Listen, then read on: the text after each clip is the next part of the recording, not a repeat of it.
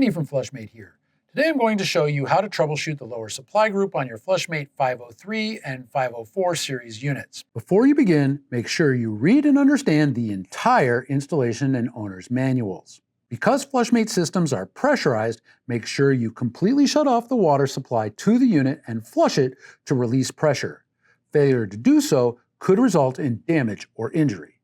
For this job, you'll need a bucket and a towel. And you may also need a paper clip to remove the inlet screen duckbill. Let's take a look at the parts that make up the lower supply. We have the threaded inlet shank with gasket, the inlet screen, the pressure regulator valve, the pressure relief valve, the hose with hose clamp and inlet shank lock nut to secure the lower supply to the porcelain tank. If you see water leaking from the threaded inlet shank, be sure the water supply line has a gasket installed and that the water supply line is not cross-threaded onto the inlet shank. If there is water inside the porcelain tank and the shank lock nut is not secure, water will leak from this location. Make sure the shank lock nut is sufficiently tight. The pressure regulator and pressure relief valve are built into the lower supply and are not serviceable. Do not attempt to service or take apart this component. If you see water leaking from the pressure relief valve, the lower supply will need to be replaced. Should you ever notice water leaking from the hose clamp at the connection point between the hose and lower supply, you can remove the existing factory hose clamp and replace it with an adjustable hose clamp. Water leaking from the vacuum breaker on the upper supply is typically an indication of insufficient water flow going through the lower supply or through the water supply line.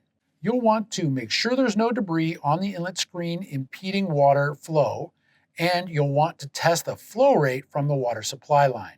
Turn the water supply valve clockwise or to the right to turn off the water to the Flushmate. Once the water is turned off, flush the toilet to relieve the pressure inside of the Flushmate. Disconnect the water supply line from the inlet shank of the toilet. Residual water may leak onto the floor, so be sure to have a bucket in place to capture any residual water. Confirm there is sufficient water flow by running water through the supply line and into a bucket. The 503 series Flushmate requires at least 1 gallon of water in 30 seconds. The 504 series requires at least 2 gallons of water in 30 seconds from the supply stop. If these flow rate requirements are not met, the vacuum breaker will leak and the unit will not function. You may have a plugged water supply line or a faulty water supply valve. Check the inlet screen for debris. This can be done visually or by removing the screen from inside of the inlet shank using a paper clip. If debris is found on the inlet screen, clean the inlet screen using cold water and rinse until clean. Now reinstall the inlet screen. Do not skip this step. The inlet screen is designed to protect the lower supply from contaminants and debris that could be introduced into the Flushmate. Let's reconnect the water supply line to the inlet shank. Make sure the supply line gasket is still in place. Attach the water supply line to the inlet shank. Turn the water supply valve on all the way by turning it counterclockwise or to the right. For more troubleshooting and how-to videos, visit us at flushmate.com/resources. For technical support and resources, you can contact Flushmate using the information below. Thank you.